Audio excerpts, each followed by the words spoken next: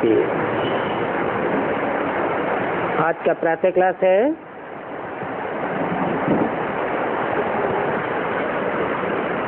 17 अगस्त 1968।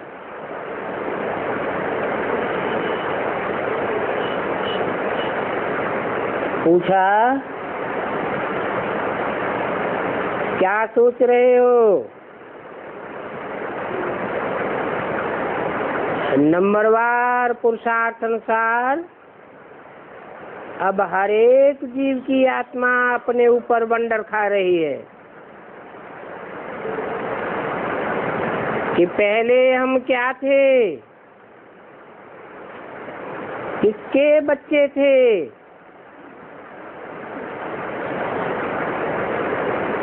और क्या ले रहे थे।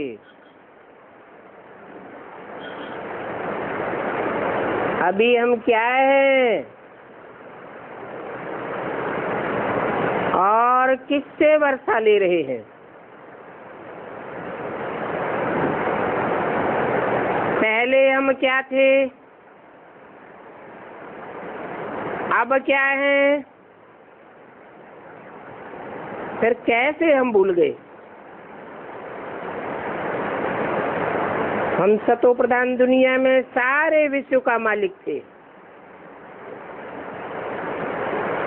और हम बहुत सुखी थे।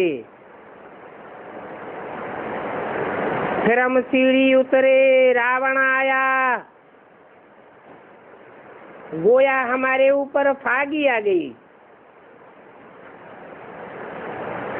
जो कि हम रचयिता और रचना को भूल गए। फागी में मनुष्य रास्ता मुझ जाते हैं ना, तो हम भी भूल गए कि हमारा घर कहाँ है, हम कहाँ के रहने वाले थे। अभी बाप देख रहे हैं, हमारे बच्चे आज से 5000 वर्ष पहले राजभाग पा चुके थे और बड़े आनंद मौज में थे।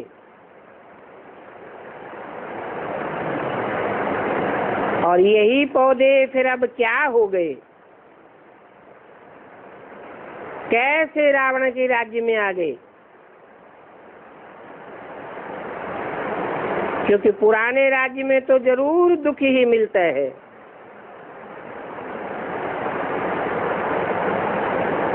रावण राज्य में तुम कितने भटकते रहे, अंधश्रद्धा में आकर बाप को ढूंढते रहे, परंतु मिले कहाँ। जब के ठीक कर भीतर में डाल दिया तो फिर मिलेगा कैसे। आधा कल्प तुम भटक भटक कर जैसे कि फां हो गए। ये सब अपने ही अज्ञान के कारण हुआ। इस रावण राज्य में तुमने कितना दुख उठाया है।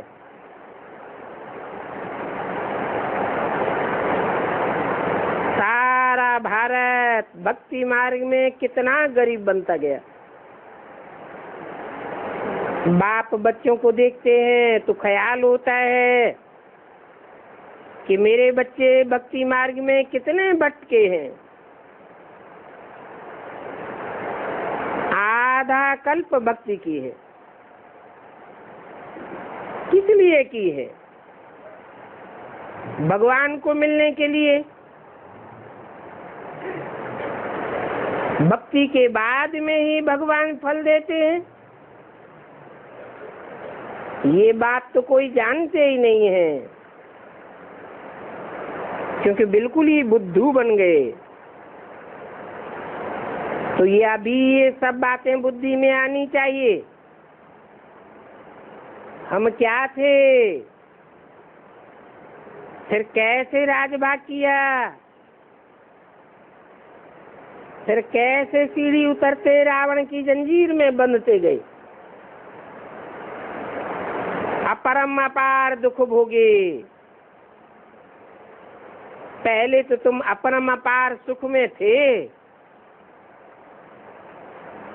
फिर बाद में अपरम अपार दुखों में आए।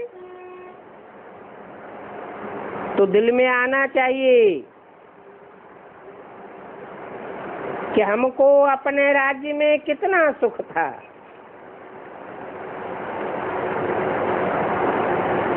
अभी हम पराये राज्य में हैं तो कितने दुखी हैं। अपना राज्य अर्थात स्वराज्य क्या आत्मा को कहा जाता है, पर रावण है 5 तत्व पर हैं, और इस 5 तत्वों के पुतले में स्थिति को भूलने के कारण हम देवांग में आ गए।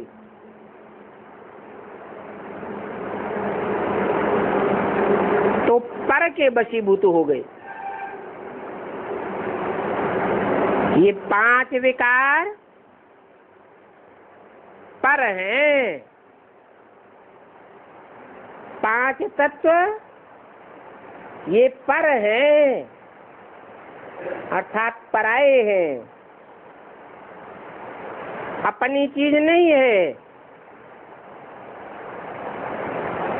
तो देखो इस पुरानी दुनिया में पराये राज्य में कितना दुख उठाया। जैसे वो लोग समझते हैं कि पराये राज्य में कितना दुख उठाया,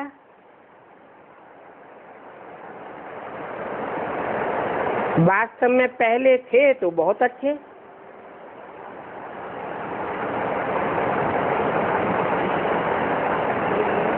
पहले तो रावण राज्य में भी जो थे वो सतो थे, अभी वो भी तमोपन गए। अभी तुम बैठे हो, अंदर में ये ख्याल चलना चाहिए कि पहले हम कौन थे, किसके बच्चे थे। बाप ने हमको सारे विश्व का राज्य दिया, फिर कैसे हम रावण राज्य में जकड़ गए। कितने दुख देखे और कितने कितने गंदे गंदे काम किए। ये सृष्टि दिन प्रतिदिन और ही गिरती जाती है।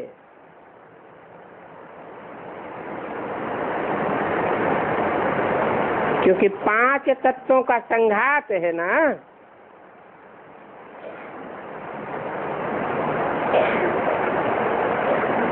आत्मा यहाँ की रहने वाली नहीं है। आत्माएं तो आत्मलोक की रहने वाली है।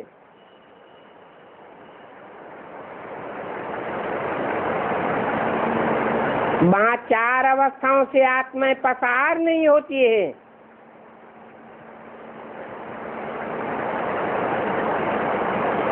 सतयुग त्रेता में तुम भी सात्विक स्टेज में थे।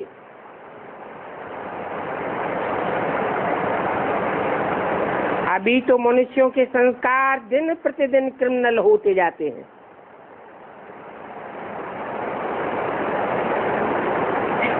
तो ये बात बच्चों की स्मृति में आनी चाहिए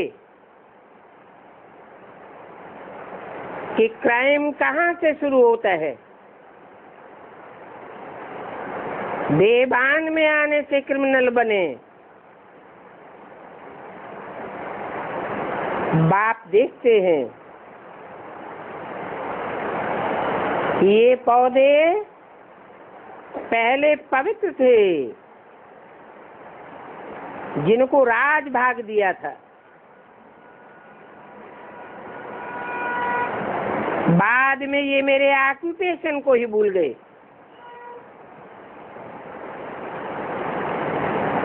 अभी तुम फिर से तमो प्रधान से सतो प्रधान बनना चाहते हो, तो मुझ बाप को याद करो, तो तुम्हारे सभी पाप कट जाएंगे।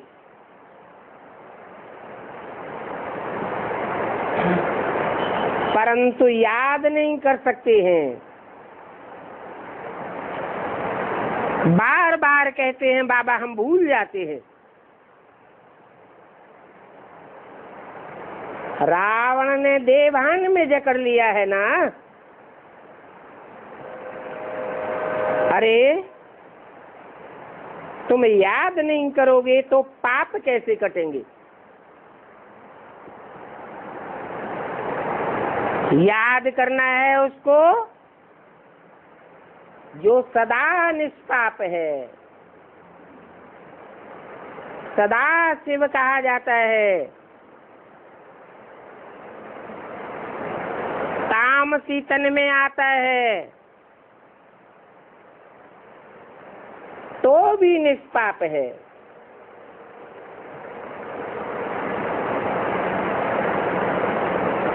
एक तो तुम विकारों में गिर करके पतित बने, फिर बाप को गाली देने लग पड़े। रावण राज्य में आकर तुम हमारे दुश्मन बन गए।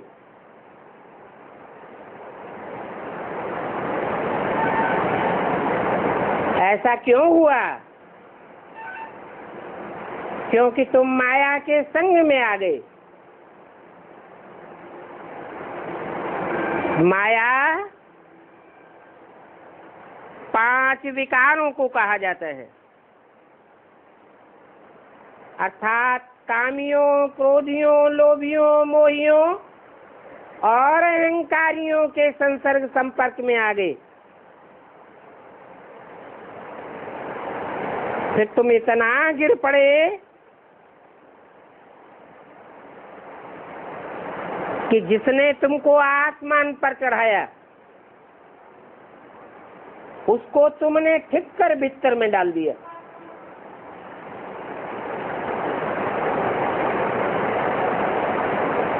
तो तुम खुद ही ठीक कर बिस्तर बन गए, पत्थर बुद्धि बन गए। माया के संग में आकर तुमने ऐसा काम किया है।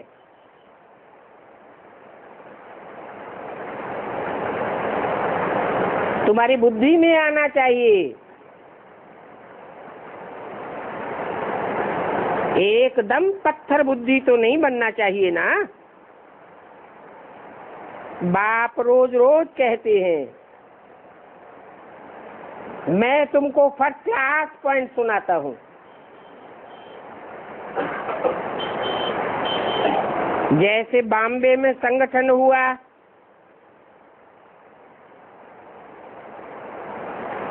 तो बुला सकते हैं। बाप कहते हैं, हे भारतवासियों, तुमको हमने सदैव ही राज भाग दिया।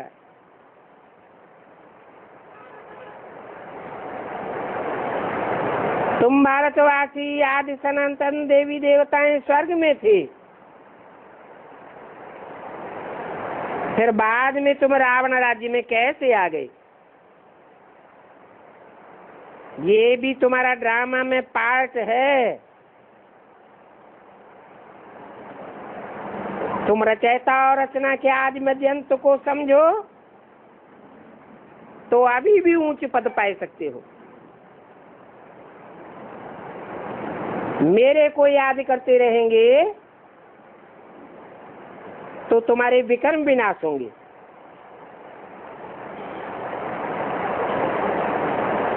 यहाँ पर भले सभी बैठे हैं, परंतु बुद्धि की बलिहारी है। किसकी बुद्धि कहाँ पर है और किसकी बुद्धि कहाँ पर अटकी हुई है।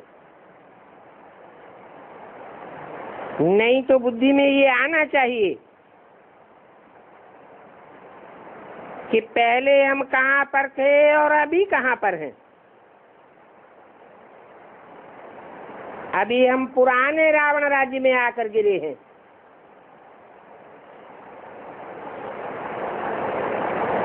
तो कितने दुखी हो गए।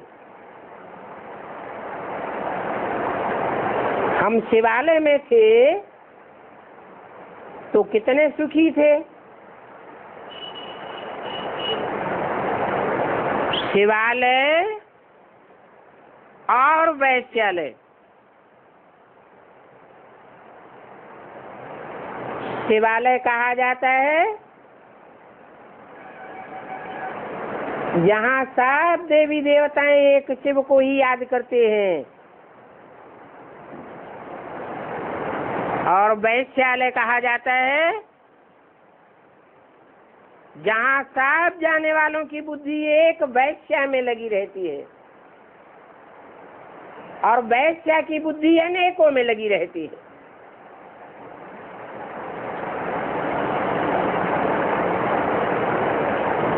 तो जैसा संग वैसा रंग लग जाता है। कि तो जानते हो शिवालय में थे तो कितने सुखी थे। अब भी बिचारी थी ना। अभी बाप आए हैं वैश्यालय से निकालने के लिए।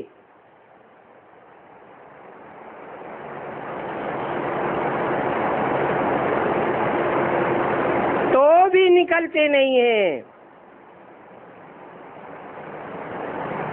बाप बार बार पूछते हैं तुम शिवालय में चलोगे? सोच लो, फिर वहां ये बिख नहीं मिलेगा।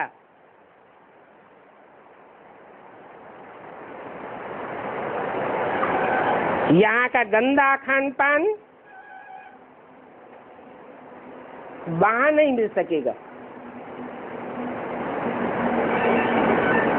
ये तो जब तुम विश्व के मालिक थे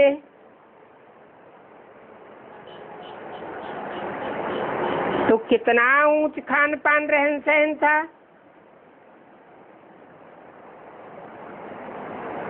फिर अभी तुम कहाँ पहुंच गए? ये बात तुम बच्चे जानते हो कि इन लक्ष्मी नारायण ने 84 जन्म लिए हैं। अभी फिर से ये अपना राजभाग ले रहे हैं। समझना और समझाना तो कितना सहज है, और ये तो बाप समझाते हैं।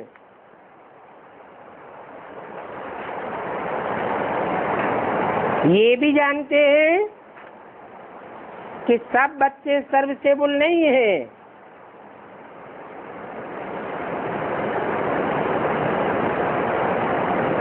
क्योंकि अगर सब सर्विसेबल बन जाएं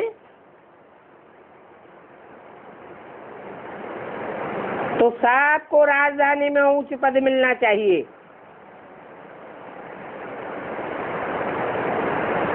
परंतु राजधानी में नंबरवार ही होते हैं। तो जरूर सारी अवस्थाओं वाले चाहिए।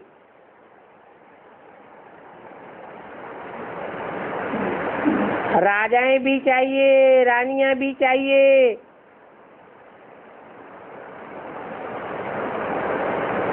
उच्च पद वाले अधिकारी भी चाहिए,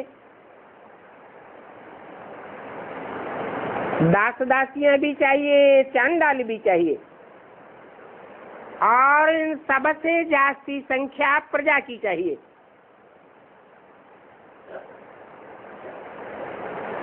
तो कोई भी आवे तो समझाना चाहिए हमको फिर से श्रीमत पर राजधानी स्थापन करनी है। 5000 वर्ष पहले भी हमने ये राजधानी स्थापन की थी। तो जरूर तमो प्रधान से सतो प्रधान बनना पड़े। बाप कहते हैं ये तो है ही तमो प्रधान दुनिया, और जब एक्यूरेट पुरानी दुनिया हो तब ही बाप आवे। बाप बिना तो कोई भी इन बातों को समझा ही नहीं सकता। भगवान इस रथ में हमको पढ़ाई रहे हैं। ये बात भी याद बनी रहे तो भी बच्चे बहुत खुशी में रह सकते हैं। समझना चाहिए अभी हम ईश्वरीय संप्रदाय हैं, फिर हम दैवी संप्रदाय बनने वाले हैं। अगर ये ज्ञान बुद्धि में हो तो औरों को भी बता करके आप समान बना दे। बाप समझाते हैं कि पहले पहले तो तुम पूरे मैड चैप्स थे,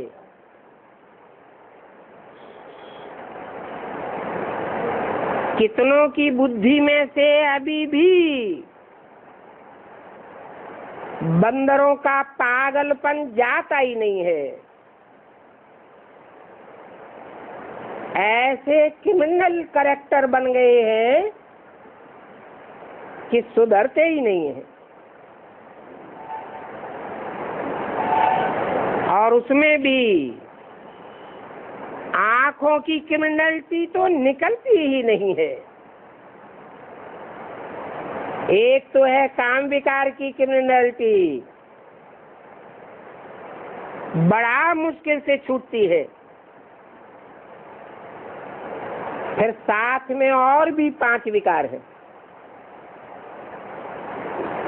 क्रोध की भी क्रिमिनलिटी कितनी भारी है, बैठे बैठे भूत आ जाता है। तो ये क्रिमिनलिटी हुई ना, सिविलाइज तो कोई हुआ ही नहीं है। तो बोलो नतीजा क्या होगा? जरूर 100 गुना पाप चढ़ता जाएगा।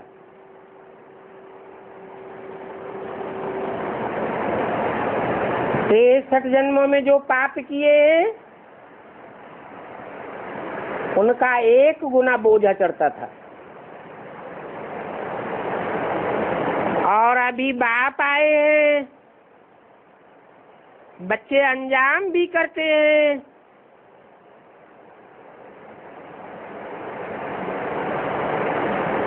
बाप बताते भी हैं कि 1 बार माफ, 2 बार माफ, बार बार तो माफ नहीं होता रहेगा। फिर 100 गुना पापों का बोझ चढ़ता जाता है। बार बार क्रोध करते रहेंगे तो क्या हाल हो जाएगा? बाप समझाते हैं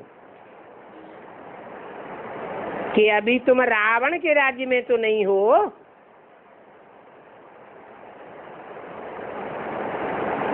है? अभी रावण के राज्य में नहीं है। जब ज्ञान बुद्धि में होता है, हाँ, आपकी ज्ञान जब बुद्धि में रहती है तो रावण बन सकते हैं ना? प्रश्न है रावण के राज्य में हो या नहीं हो? राम आया ना, इसका मतलब कोई राम को पहचान ले, जान ले, मान ले, फिर भी कहे मैं तो रावण राज्य में हूँ, रावण को राजा मानता हूँ, तो उसको क्या कहेंगे? पहचाना है या नहीं पहचाना है?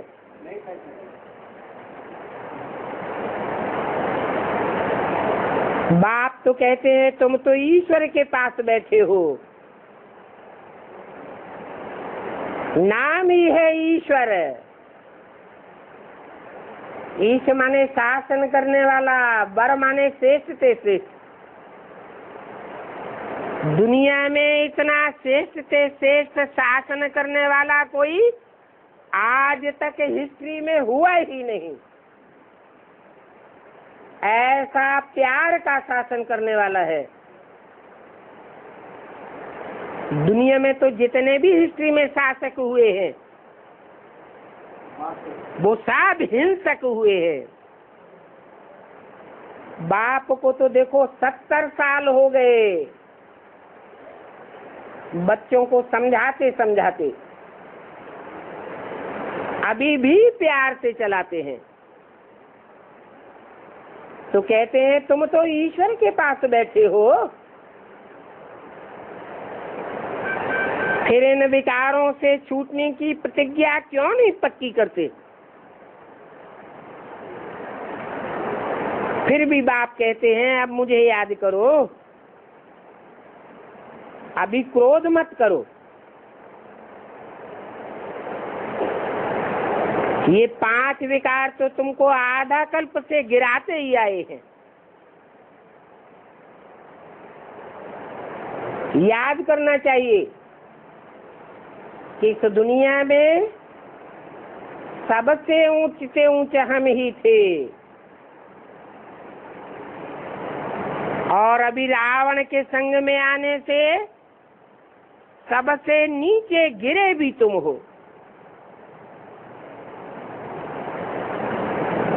इन कामियों ने, क्रोधियों ने, लोभियों ने, मोही और अहंकारियों ने तुमको गिराया है। तुम तो पहले देवता थे, तुम्हारे में शुरू से ये 5 विकार नहीं थे। बाद में संग के रंग में आए हो, तो इन 5 भूतों ने तुमको गिराया है।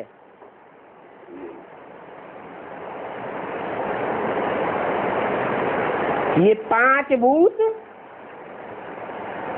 जन्मजात भूत हैं।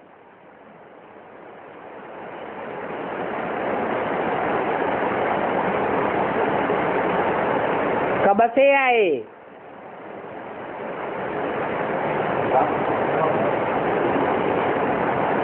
ये जन्मजात भूत कैसे हैं? कौन है वो निमित्त जो जन्म लेते ही 5 विकारी स्वरूप में इस दुनिया में प्रत्यक्ष होते हैं?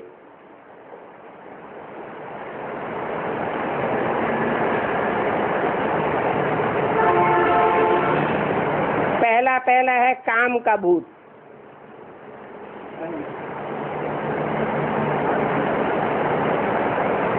कौन है जो इस संसार में आने मात्र से ही काम विकार के रूप में प्रत्यक्ष हो जाता है? सतयुग त्रेता में तो नहीं था भी तो साकार रूप में नहीं था, उसका नाम ही था अनंग। देवताओं के अंग काम विकार की विकृति में नहीं थे।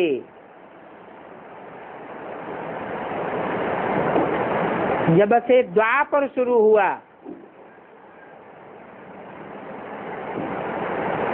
तो पहले ये काम का भूत आया।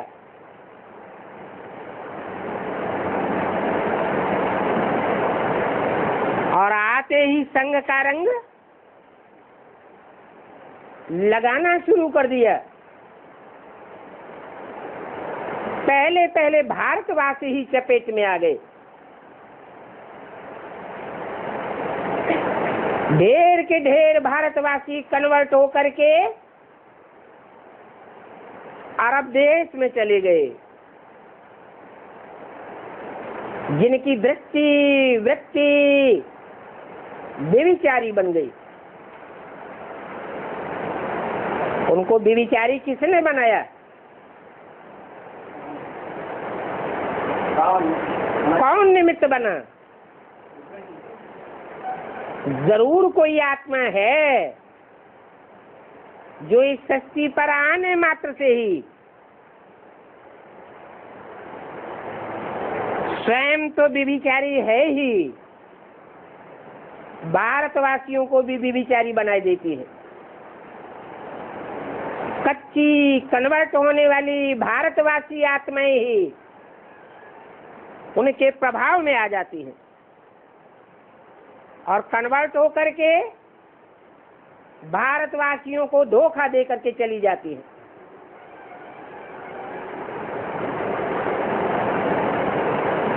इन 5 भूतों में ये है मुख्य भूत। तुम बिल्कुल बंदर से भी बदतर बन गए।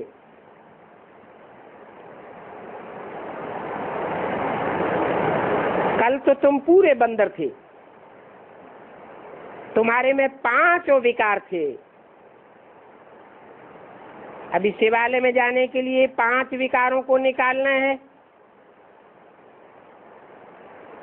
तो अब इस वैश्यालय से दिल हटाते जाओ। बाप को याद करो तो अंत मते सुगति हो जाएगी।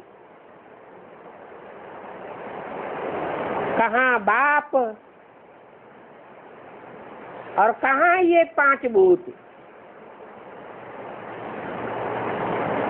बाप के संग के रंग में आने से तुम कितने चेंज हो जाते हो। मनुष्य से, राक्षस से, बंदर से मंदिर लायक देवता बन जाते हो। और कहाँ ये राक्षस संप्रदाय, तुम्हारे पुराने दुश्मन।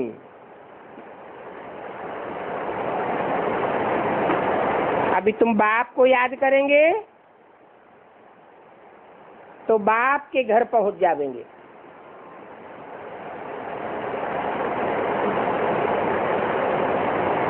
वहां रावण राज्य नहीं होता,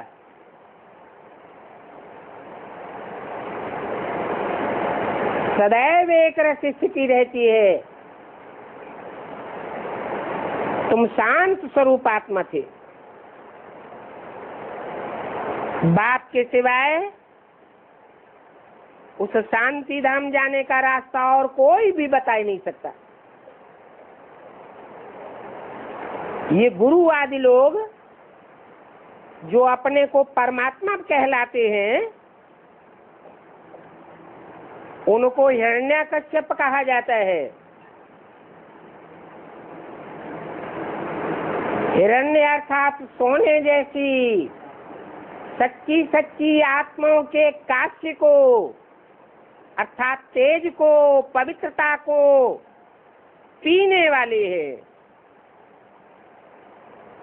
इसलिए हिरण्यकश्यप कहा जाता है। अपने को भगवान समझते हैं।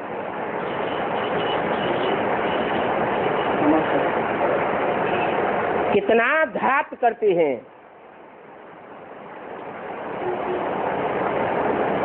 बड़े से बड़े हिरण्यकश्यप वो हैं जो अपन को भगवान कहलाते हैं। वो हैं सबसे बड़े दैत्य।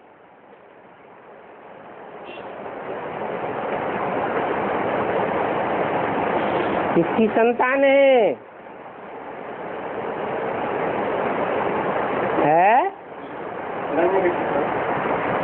दिति की संतान दैत्य।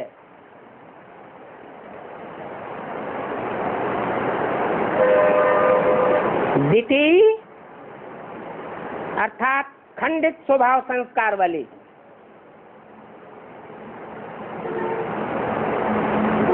तुम कह सकते हो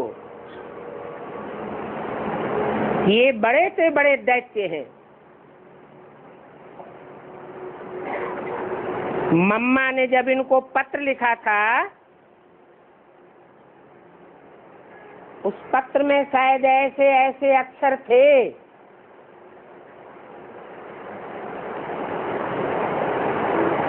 जिन अक्षरों को पढ़ करके उनको बुखार चढ़ गया।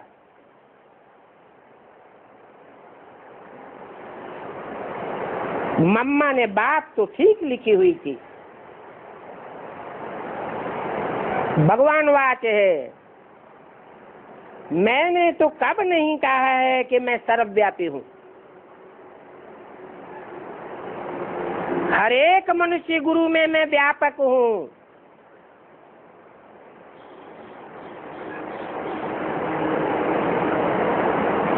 मैं तो एक हूँ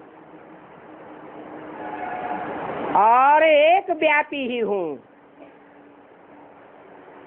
एक ही मुकर्रर रथ में संसार में प्रत्यक्ष होता हूँ। उसके बावजूद भी उस रथ के द्वारा मैं कभी नहीं कहता हूँ कि मैं भगवान हूँ, मैं शिव हूँ, मैं गीता का भगवान हूँ, ब्रह्मा हूँ।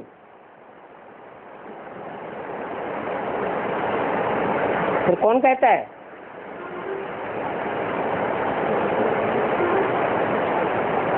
पहले पहले कौन कहता है इस संसार में कि मैं ब्रह्मा हूँ, मैं कृष्ण हूँ, मैं शिव हूँ? कौन कहता है? न कोई प्रूफ, न कोई प्रमाण। भक्ति मार्ग में भक्त लोग हर एक गुरु के पीछे तालियां बजाते रहते हैं, सत्य वचन महाराज बोलते रहते हैं। भक्ति मार्ग है ही अंधश्रद्धा का मार्ग।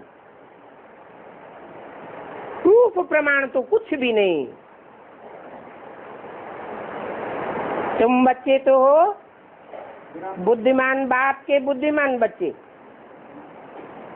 बिना प्रूफ और प्रमाण के कोई बात मानने के लिए तैयार नहीं होते हो। अभी तुम जानते हो कि मैं सर्वव्यापी नहीं हूं। मैं तो एक व्यापी होकर आता हूं। मैंने ही राजयोग सिखाया है और कहता हूं कि राजयोग से तुम बच्चों को नंबरवार विश्व का मालिक बनाता हूं। जब एक बार मालिक बन जाते हो तो वहां इस राजयोग की, इस ज्ञान की दरकार ही नहीं रहती। मनुष्य से सदैव के लिए तुम देवता बन जाते हो। अर्थात तुम बाप का वर्षा पाए लेते हो। सूर्यवंशी चंद्रवंशी वर्षा पाए जाते हो। सन्यासी तो इन बातों को जानते ही नहीं हैं, तो बाप ही जानते हैं। जो जानते हैं वो तुम बच्चों को बताते हैं। और इसमें कोई भी हठ योग आदि की बात नहीं है। सिर्फ कहते हैं अपन को आत्मा समझो, इस देह को भूलते जाओ। देह 5 तत्वों का पुतला है। 5 तत्व जड़ होते हैं। तुम जड़ नहीं हो, तुम तो चैतन्य आत्मा हो। तो अपने चैतन्य स्वरूप को जानना चाहिए ना। उसे याद में टिकना चाहिए ना। तुम तुम घड़ी घड़ी अपने को शरीर क्यों समझते हो? शरीर समझते हो, देह भान में आते हो तो देह के सुखों की ओर बुद्धि दौड़ती है। अभी तुमको तो अतीन्द्रिय सुख पाने वाला बनना है। इन इंद्रियों के सुखों की ओर जब तक दौड़ते रहेंगे तब तक अतीन्द्रिय सुख की महसूसता नहीं होगी। तो प्रैक्टिस करनी चाहिए कि मैं ज्योति बिंदु चैतन्य आत्मा हूँ, मैं 5 तत्वों का पुतला देह नहीं हूँ। देह समझने से वे ज्ञान नहीं उठा सकेंगे।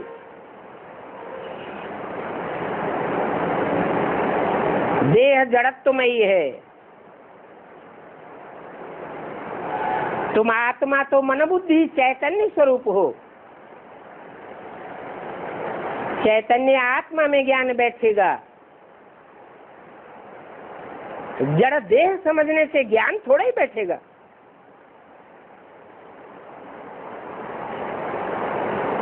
नहीं समझते हैं तो कहेंगे ये भी भावी। अभी तुम समझते हो, पहले हम रावण राज्य में थे, अभी फिर से राम राज्य में जाने के लिए पुरुषार्थ कर रहे हैं। क्या कर रहे हैं? पुरुषार्थ। देहार्थ नहीं, शरीरार्थ नहीं। ये शरीर इस एक जन्म के लिए है। पुरुष आत्मा को कहा जाता है।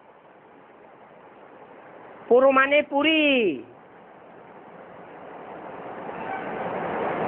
स माने चेते। इस शरीर रूपी पुरी में शयन करने वाली, आनंद लेने वाली, सुख भोगने वाली आत्मा है, उसे पुरुष कहा जाता है। तो आत्मा के लिए तुम जो कुछ करते हो वो तुम्हारी अनेक जन्मों की कमाई होती है। इस देह के लिए जो भी करते हो वो सिर्फ कितने जन्म के लिए? एक जन्म के लिए होता है। जानते हो अभी हम कलयुगवासी नहीं हैं, हम पुरुषोत्तम संगम युगवासी हैं। ऐसे युग के वासी हैं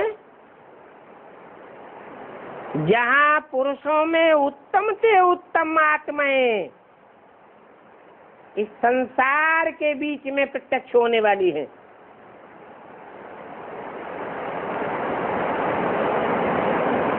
उन उत्तम उत्तम आत्माओं के बीच में हमारा कौन सा उत्तम स्टेज है, हमारा कौन सा नंबर है, ये बात बुद्धि में आनी चाहिए। बल तुम अपने घर में भी रहो, नहीं तो इतने सारे बाप के पास कहाँ आकर रहेंगे। ब्राह्मण बनकर भी ब्रह्मा के पास सब नहीं रह सकते हैं। रहना भी अपने अपने घर में है और बुद्धि से समझना है कि अभी हम शूद्र नहीं हैं, हम तो ब्रह्मा की औलाद ब्राह्मण हैं। अभी हम शूद्रों की दुनिया से धीरे धीरे अपने को डिटैच करते जाते हैं, कोशिश करते हैं हमारी बुद्धि उन शूद्रों से दूर ही बनी रहे।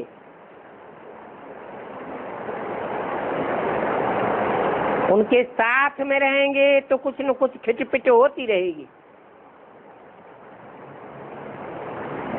उनके संग का रंग हमारे ऊपर लगता रहेगा,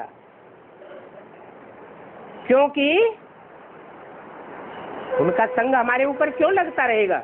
हमको भगवान पढ़ाता है, सर्वशक्तिवान पढ़ाता है, तो हमारा संग उनके ऊपर लगना चाहिए या उनका संग हमारे ऊपर लगना चाहिए? है? नहीं, एक भगवान ही है, वो ही एक ऐसी आत्मा है जिसको संग का रंग नहीं लगता है। बाकी जितने भी मनुष्य मात्र हैं सबको मेजॉरिटी का संग लगता है। अरे एक दो हो उनके ऊपर हम विजय प्राप्त कर भी लें। इस दुनिया में शूद्रों की संख्या कितनी है? सारी दुनिया शूद्रों की है। संघौ शक्ति ही कलौ युगे, कलयुग में जिनका ज्यादा बड़ा संगठन होता है उनके ही वाइब्रेशन काम करते हैं, उनके वाइब्रेशन से सब प्रभावित होते हैं।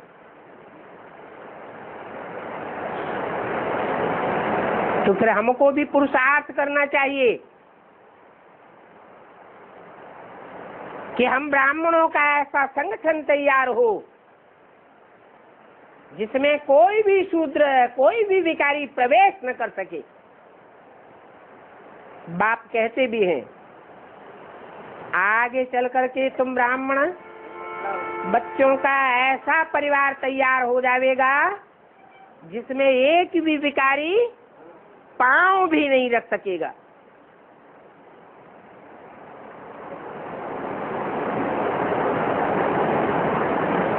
तो अभी इस दुनिया में शूद्रों की मेजॉरिटी है। तुम ब्राह्मणों को अपनी दुनिया ही तैयार करनी चाहिए।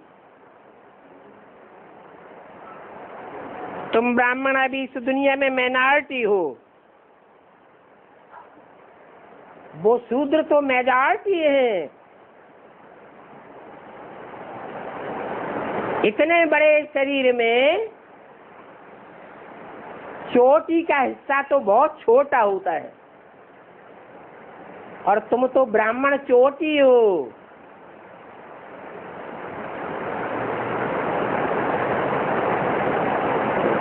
मुट्ठी भर हो। तो घर गृहस्थ में रहते हुए शरीर निर्वाह अर्थ धंधा आदि करते हुए भी अपनी मन बुद्धि को एकाग्र रखना है। इसके लिए सिर्फ अपन को आत्मा समझो और बाप को याद करो। सोचो पहले हम क्या थे जब बाप के संग के रंग में थे, और अभी हम क्या बन गए हैं जबकि दैत्यों के संग में आ गए हैं। अभी हम पुराने राज्य में बैठे हुए हैं, अभी फिर बाप हमको ले जाते हैं नए राज्य में। तो गृहस्थ व्यवहार में रहते हुए वो अवस्था जमानी है। तुम बच्चों की नंबरवार अवस्था जमेगी, फिर छटनी होगी, छांटा छूटी होती रहेगी। मालाएं तैयार तो होंगी ना। कोई कोई होंगे अच्छे अच्छे पुरुषार्थी जो निकल आवेंगे। शुरू में कितने बड़े बड़े झाड़ आए, फिर उनमें से कोई कोई ठहरे, बाकी तो सब चले गए। तुम्हारी बुद्धि में है कि हम भी पहले अपने राज्य में थे, अभी हम कहाँ आकर के पड़े हैं? फिर हम अपने राज्य में जाते हैं। हमने 84 का चक्र लगाया, अभी फिर वर्ल्ड की हिस्ट्री ज्योग्राफी रिपीट होती है। तुम देखते हो, कहते हो बाबा फलाना बहुत अच्छा रेगुलर बच्चा था, फिर अभी आता ही नहीं है। नहीं आते हैं, गोया विकार में गिर पड़े।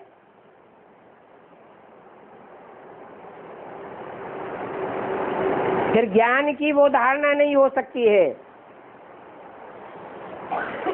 उन्नति के बदले और ही पाई पैसे का पद पाए लेंगे।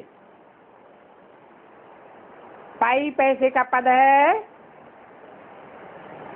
प्रजापद, उसमें भी नंबरवार होते हैं।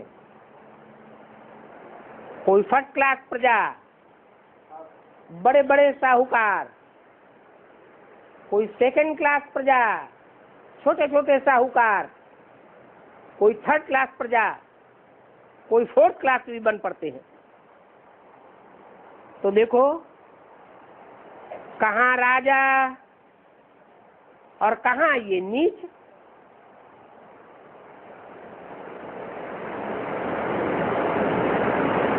जो प्रजापद वाले होते हैं उनको राजा की भरी ढोनी पड़ती है। तुम ये बातें समझ सकते हो। 17 अगस्त 67 की वाणी का 3रा पेज। ये तो जानते हो कि नई दुनिया में भी सुख तो होता ही है, परंतु फिर भी पद के लिए पुरुषार्थ किया जाता है। बड़ा कौन और छोटा कौन? बड़ा पद कौन कौन पा सकते हैं वो तुम अभी भी समझ सकते हो। अभी सब पुरुषार्थ कर रहे हैं।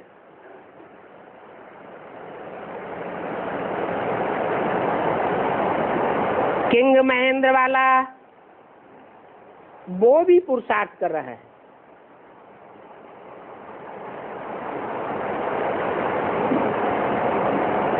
वो तो पाई पैसे का किंग है।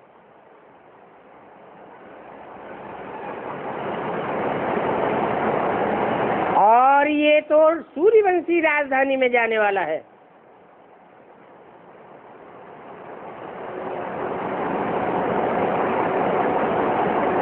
किसकी तरफ इशारा किया?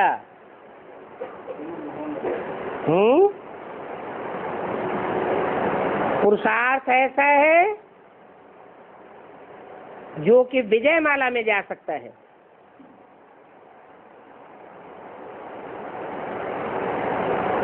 उस समय जिस महेंद्र के सामने बैठे बैठे बात कर रहे थे वो आगरे का महेंद्र तो अभी शरीर छोड़ गया।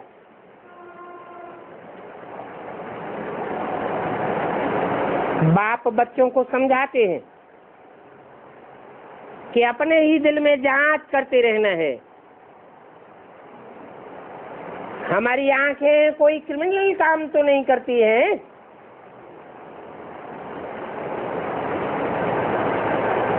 कुछ न कुछ क्रिमिनल काम होता ही रहता है। ऐसे अभी कोई नहीं कह सकता कि हमारी आंखें क्रिमिनल काम नहीं करती हैं। सिविल आई बन जावे फिर और क्या चाहिए।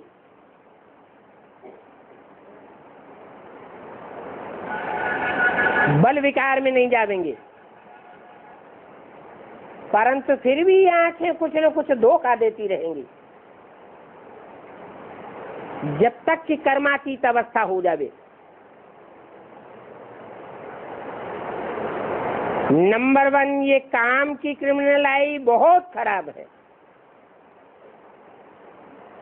इसलिए ही नाम है क्रिमिनलाइज्ड, सिविलाइज्ड।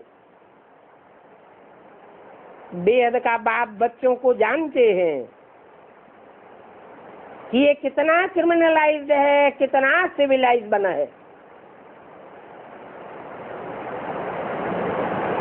ये बच्चा क्या क्या काम करते हैं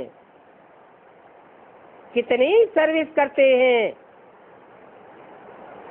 ये जानते हैं कि इनकी क्रिमिनल आई अभी तक गई नहीं है। बाप के पास तो साथ के गुप्त समाचार आते रहते हैं, आगे चल करके और भी एक्यूरेट बताते रहेंगे। बच्चे खुद भी महसूस करेंगे कि हम तो इतना समय तक झूठ बोलते रहे, खुद ही गिरते रहे, ज्ञान पूरा बुद्धि में बैठा नहीं है, तो बाप से भी छुपाने की कोशिश करते हैं। आगे चल करके समझते जाएंगे कि क्या कारण बना जो हमारी अवस्था बनती नहीं है। बाप से हम छुपाते रहे। ऐसे बहुत ढेर के ढेर हैं जो छुपाते ही रहते हैं। नहीं तो इस रूहानी सर्जन से अपनी बीमारी छुपानी नहीं चाहिए, सच सच बता देना चाहिए कि हमारी बुद्धि कहाँ कहाँ जाती है।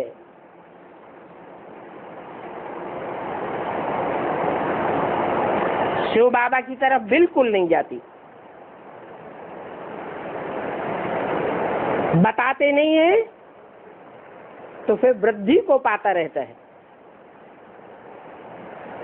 फिर कहते हैं हमको बाबा का चेहरा ही याद नहीं आता। अभी बाप समझाते हैं, बच्चे देही अभिमानी बनो, अपन को आत्मा समझो, भाई भाई समझो। पहले तुम कितने सुखी थे जबकि तुम पूज्य थे, अभी तो तुम पुजारी दुखी बन गए हो। भक्ति करते करते तुम पूरे नास्तिक बन गए हो।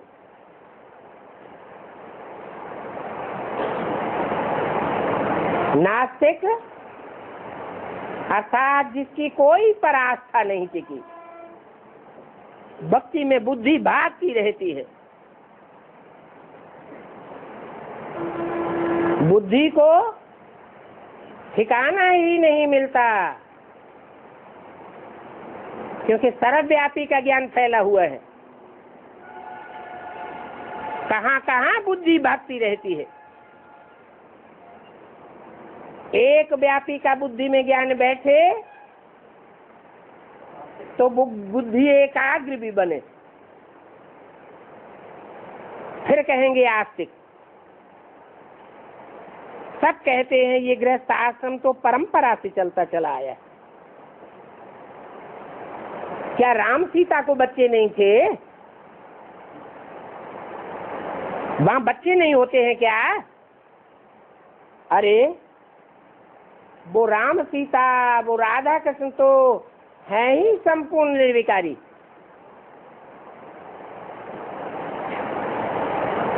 उनकी कर्मेंद्रियों से कोई विकृत कर्म होता ही नहीं है। वे माने विपरीत, कार्य माने कर्म करने वाला, श्रीमत के विपरीत दुख देने वाला कोई भी इंद्रियों से कर्म नहीं होता। तो उनको विकारी कैसे कहेंगे? वहां तो भ्रष्ट आचरण करने वाली इंद्रियां काम ही नहीं करती, वहां भ्रष्टाचार की पैदाइश ही नहीं है। कहेंगे वहां विकार होता ही नहीं। वहां ये रावण का राज्य नहीं होता है।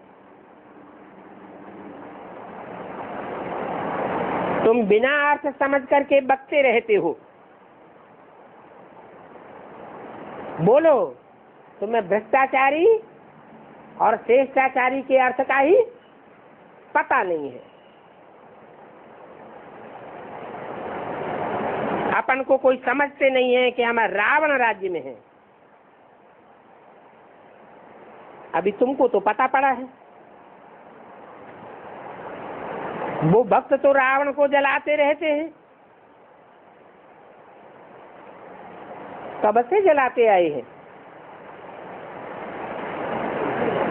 पहले तो नहीं तो सात्विक है ना। क्या द्वापर के आज से ही रावण जलाना शुरू कर दिया? क्यों? हाँ, दुनिया की हर चीज पहले सतो प्रधान होती है। पहले रावण राज्य में भी इतना दुख नहीं था, बाद में रावण भी अति तमो प्रधान जब बना, बहुत दुख देने लगे, तो उनका पुतला जलाते हैं। जलाते तो हैं परंतु जलता ही नहीं है, और ही बड़ा रूप धारण करता जाता है। ये समझते नहीं है कि अभी तक भी रावण का राज्य है।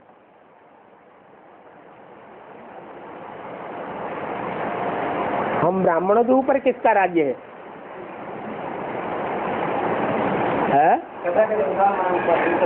तथाकथित ब्राह्मणों का राज्य है। उन पर रावण का राज्य, हमारे ऊपर राम का राज्य। अरे राम का राज्य अपनी रानी के ऊपर भी नहीं है अभी।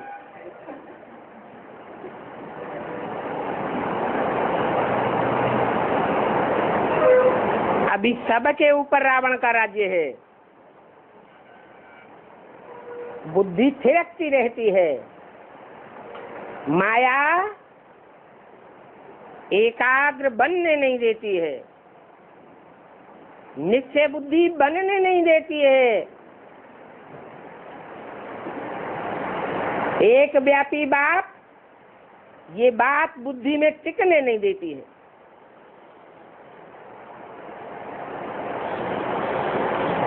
इसलिए गायन है, निश्चय बुद्धि विजयते। किस बात पर विजय होती है? विकारों पर विजय महसूस होती है। अनिश्चय बुद्धि विनश्यते। अपने अपने को पहचान सकते हैं कि हमारे ऊपर अभी तक किसका राज्य है। वहां तो होता है राम राज्य, वहां रावण कहां से आया? मनुष्यों की बुद्धि बिल्कुल चट खाते में चली गई है। ये बुद्धि को चट किसने किया?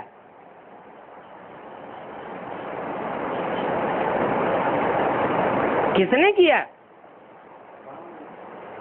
रावण कौन? मुरली में भी पूछा, रावण कौन? जरूर कहेंगे ये देहधारी धर्मगुरु।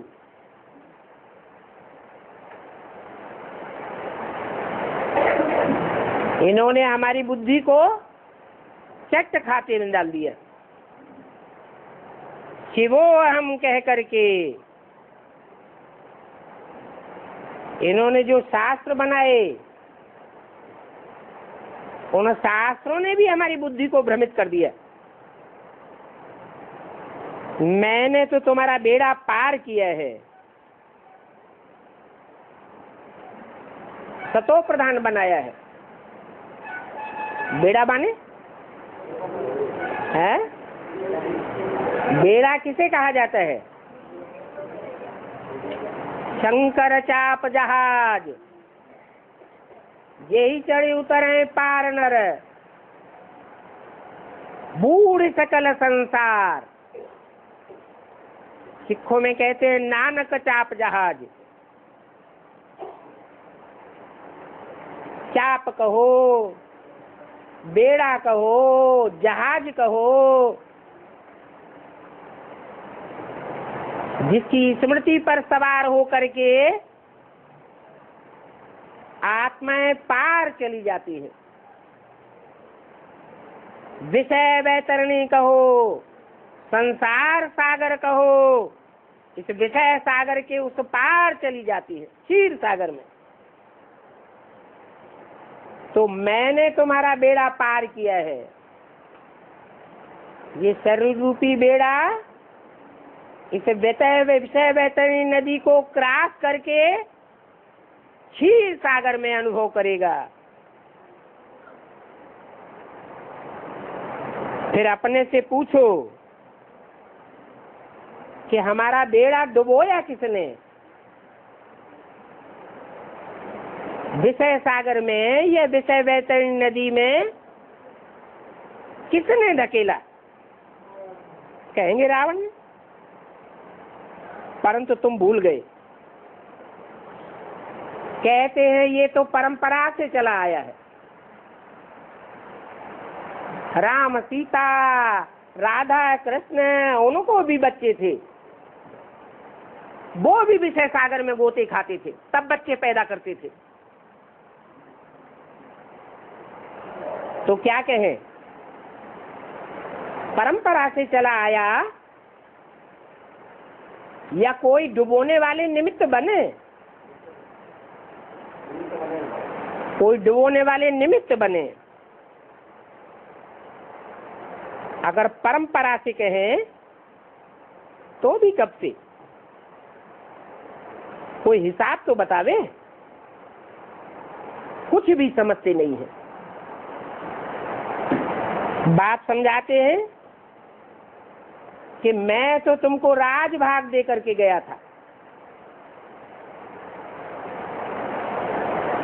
नई दुनिया का राजभाग दे करके गया था, क्षीर सागर में ले गया था। अभी तुम विषय सागर में पड़े हो। घड़ी घड़ी बुद्धि में विषय वासनाएं जागृत हो जाती हैं।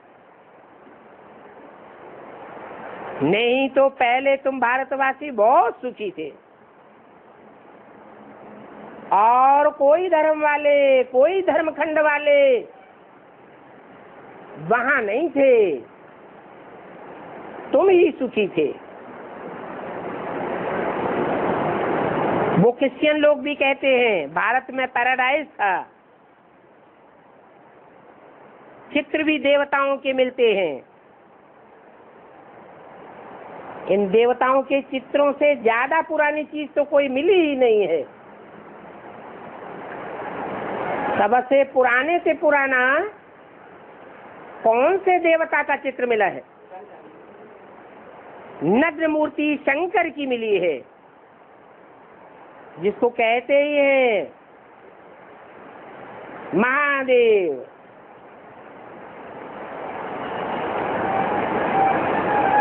पुराने से पुराना चित्र है, पुराने से पुरानी मूर्ति है। फिर कहेंगे ये लक्ष्मी नारायण पुराने से पुराने हैं।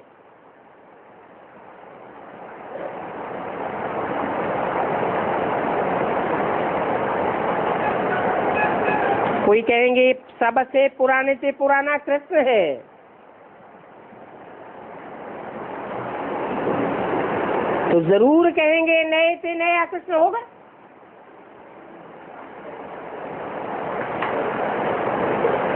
पुराने से पुराना क्यों कहते हैं? क्योंकि पास्ट हो गया है। अभी बाप समझाते हैं कि तुम ही गोरे थे, फिर तुम अभी सांवरे बने हो।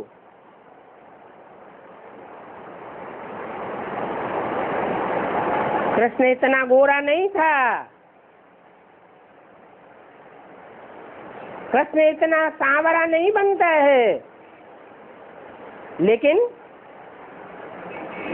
तुम सांवरे से सांवरे बनते हो और तुम गोरे से गोरे बनते हो। क्यों? क्योंकि कृष्ण और क्राइस्ट की राशि मिलाते हैं। क्रिश्चियंस न ज्यादा सतो प्रधान बनते हैं, न ज्यादा तमो प्रधान बनते हैं। तुम भारतवासी अति काले बनते हो और अति गोरे बनते हो। ओम शांति।